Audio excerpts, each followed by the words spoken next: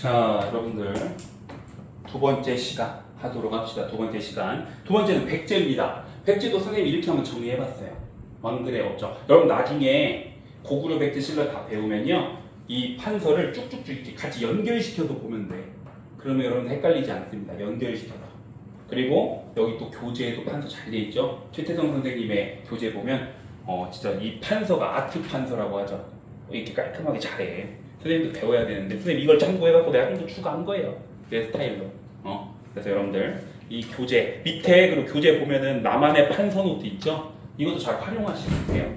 선생님 옛날에 공부할 때 선생님도 고등학교 때 최태성 선생님 강의 받습니다. 그러니까 이게 참 최태성 선생님 그때도 EBS 하셨거든요. 근데 최태성 선생님이 나만의 판서 노트 이때도 이런 거 선생님 정리 잘 했던 기억이 있어요. 그렇기 때문에 여러분들 잘 활용하시기 바랍니다. 아시겠죠? 자, 그러면 우리 백제 한번 보도록 합시다. 백제 누가 만들었어요? 온조. 키워드 좀 더 마시면 되겠죠? 온조도 어떻게 보면 주몽의 아들이에요. 그래서 백제랑 고구려랑도 거의 비슷한 부분이 많습니다. 오케이? 한성 지역에 지금의 위례성, 지금의 하남 지역, 경기도 하남시 정도 됩니다. 한강 부근에 그렇게 수도를 만들었다고 보시면 되고요. 그 다음에 우리가 알아야 될 왕, 고이왕입니다. 고이왕. 이 고이왕이라는, 이 고이라는 게 또 어떻게 보면 되게 위대한 왕이라는 뜻이에요. 태조와 비슷한 성격입니다. 그래서 이 사람도 많은 업적이 있기 때문에 고이라고, 구이 뭐 이런 말로 발음을 하긴 하는데, 고이왕이라는 이름을 갖게 됐는데 율령을 반포했습니다. 이 사람도 결국엔 똑같아요. 연맹왕국이든 백제, 점점 왕권 강화하고 중앙집권적인 고대 국가로 가려고 하겠죠. 그렇기 때문에 고이왕도 율령 반포하고요. 관직, 관등 이런 시스템을 싹싹 만듭니다. 결국에는 체계를 잡죠. 여러분들 관등도 9급 공무원 있으면 1급 공무원도 있고 그러잖아요. 이게 위계가 있어야 결국 최상위에 누가 있는 건데? 왕이 있잖아.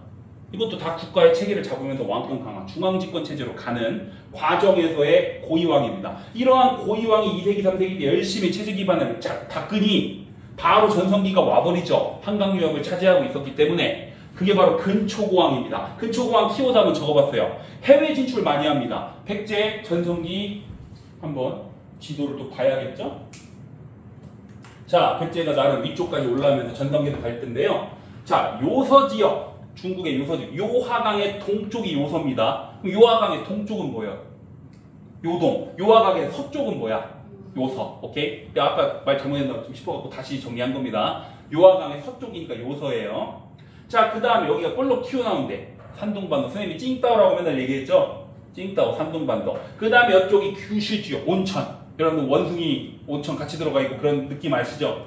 일본의 규슈지역. 이 지역에 지금 근초고왕이 나왔다가 이렇게 기록을 남겨놨다는 거야. 해외 진출을 열심히 잘 했다라고 보시면 될 것 같고요. 이때 완전히 만 정복해버립니다. 마한 자체를 완전히 없애서 영토를 싹 다 차지합니다. 영토를 싹 다 차지하고요. 마지막, 잘 나갈 때 역사책 하나 남겨놔야 될 거 아니야. 잘 나갈 때 남깁니다. 역사책은. 여러분들 못 나갈 때 굳이 내 자랑하는 글을 써야지 못 나가는 글을 쓰겠어요? 아니죠. 그래서 서기라는 역사책을 씁니다. 고흥이라는 인물이 썼는데요. 이 근초고왕 시기에 쓴 겁니다. 백제 서기. 이거 잘 나갈 때 쓴 거예요. 오케이? 백제 서기. 자, 그 다음에 4세기 침류왕, 이왕양, 이것만 기억하면 돼. 불교 수용왕 왕입니다. 불교 수용. 결과가 불교는 뭘 강화시킬 수 있는 하나의 도구야.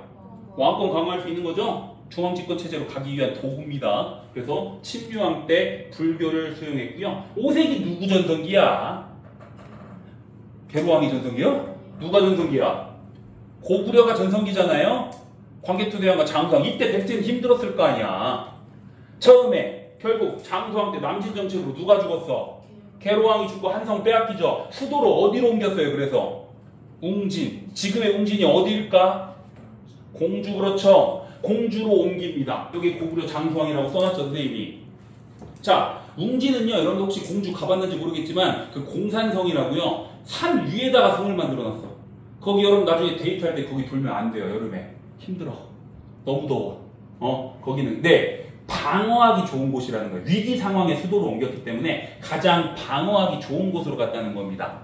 오케이? 그래서 자, 결국에는 웅진으로 가게 나서, 그럼 여러분들 봐봐요.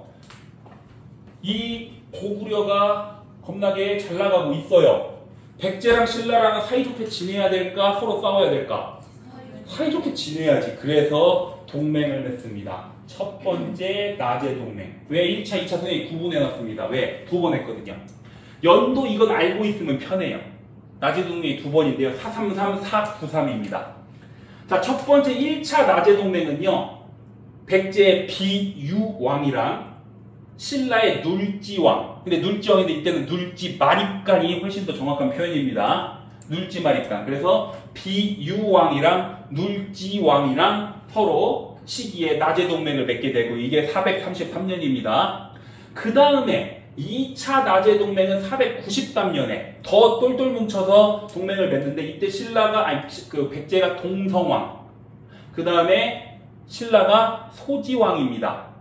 자, 결국 남진정책을 하려고 하니 1차 동맹을 맺고 백제가 남진정책을 통해서 완전히 한강유역을 차지하니 이제는 안되겠다 해가지고 다시 동맹을 맺는데 이때는 결혼동맹을 맺었습니다. 2차는. 당시 동성왕이랑 신라의 어떻게 보면 귀족이죠. 왕족의 딸이랑 결국에는 결혼해가지고요. 결혼동맹 맺었어. 어떻게 보면 그 동맹을 이끌기 위한, 계속해서 유지하기 위한 인질적 성격도 있는 거죠. 그래서 훨씬 더 단단하게 동맹을 맺은 게 바로 2차 낮의 동맹이고 백제의 동성왕, 신라의 소지마립간입니다. 오케이? 자, 그런 상태에서 6세기로 왔어요. 자, 6세기 아직 공주입니다. 즉 웅진이 수도인 거예요. 웅진이 수도일 때 무령왕이 등장하죠. 우리 무령왕에 대해서는 우리가 어떻게 하냐? 저기 보면은 우리 공주 송산리 고분군, 여러분들 공주 보면은 여러 왕들의 무덤들이 모여 있거든요. 거기서 무령왕릉이 발견됩니다. 뒤에서 좀 더 자세히 얘기할게요. 그거는. 그래서 무령왕의 업적은 이것만 기억하시면 돼요. 22담로. 전국을 22개의 구역으로 나눈 다음에 가장 믿을 만한 사람이 누굴까? 여러분들한테 가장 믿을 만한 사람 누구야? 가족이죠. 왕족 가족들 보냅니다. 그 지방을 통제하고 안정화시키고 중앙집권을 강화하기 위해서 22담로. 오케이? 그 다음에 이 무령왕릉이 등장하게 된, 무령왕릉이 발견됐는데요. 이 무령왕릉 뒤에서 좀 더 자세히 설명하겠습니다. 벽돌 무덤입니다. 중국 남조의 영향입니다. 우리나라 고유의 무덤 형식이 아니고요. 중국 남조의 영향을 받아서 벽돌 무덤이거든요. 이건 우리 좀 이따 문화사 파트에서 좀 더 자세히 합시다. 아시겠죠? 무령왕 하면 뭘 기억해? 22담로를 기억해 주세요. 자, 그 다음에 성왕입니다. 이 사람은 선생님이 이렇게 표현을 해요. 비운의 사나이. 열심히 해보려고 개혁도 무지하게 하고 다시 백제의 중흥을 위해서 열심히 했지만 사기당합니다. 뒤통수 맞아요. 누구한테? 신라의 진흥왕한테. 진흥왕, 신라의 전성기를 달리했던 이 진흥왕한테 뒤통수를 맞고 배신당합니다. 오케이?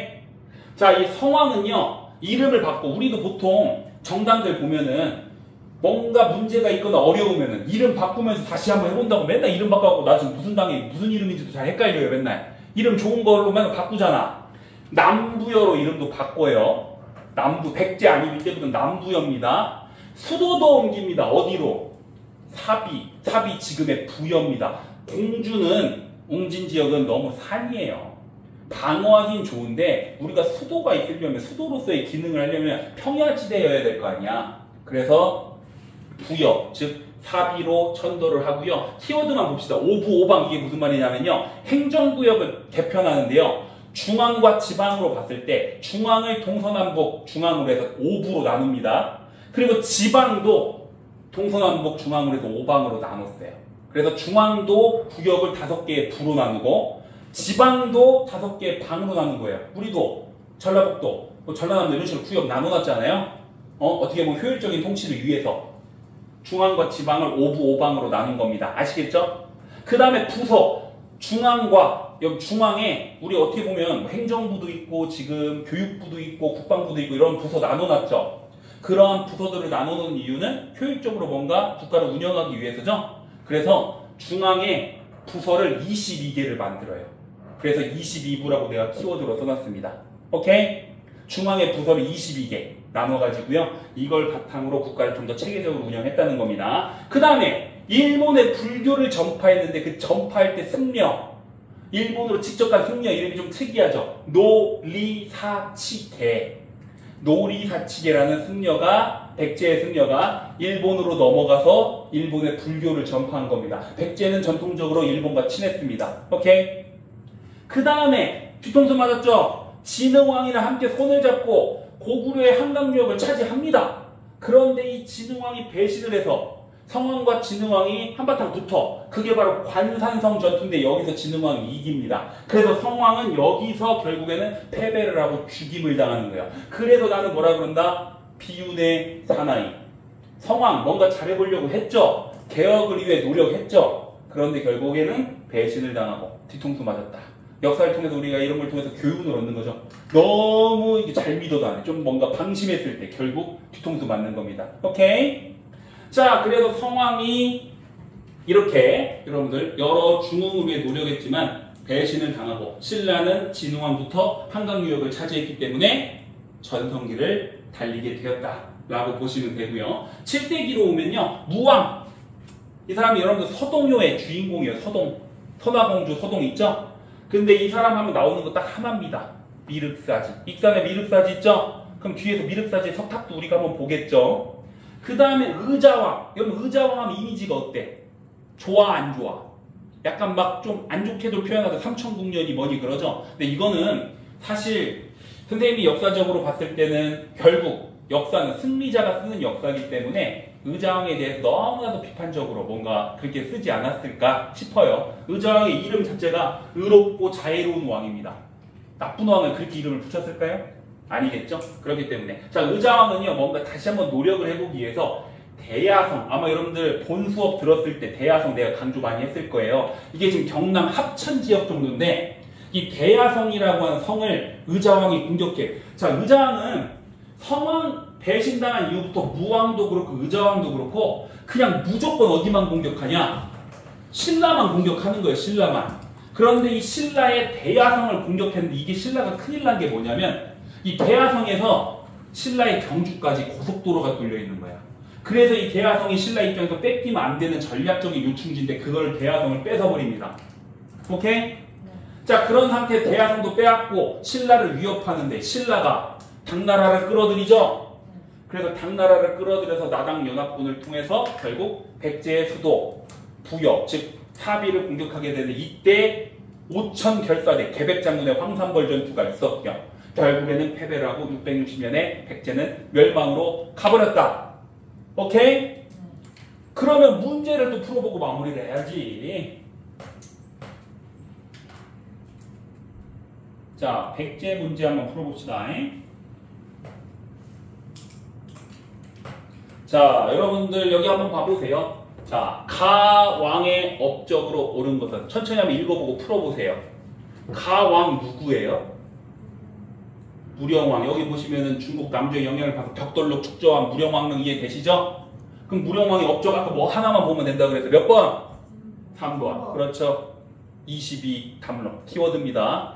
자, 여기 보세요. 다음 상황 이거 꼼꼼히 또 읽어봐요. 자, 여러분들이 이거 잘 알아야 돼. 추측을 해봐요. 우리가 지금 짧게 어떻게 보면 요약해서 하고 있기 때문에 이 모든 사례를 다룰 수 없지만 여러분들이 내용을 알고 있으면 충분히 풀 수 있습니다. 자, 한번 보세요.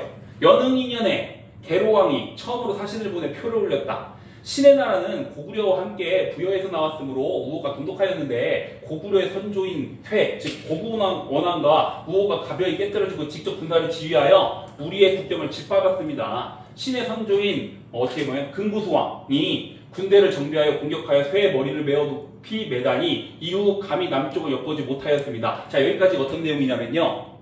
근초고왕 시기에 결국에는 고국 원왕이 전사한 그런 상황입니다.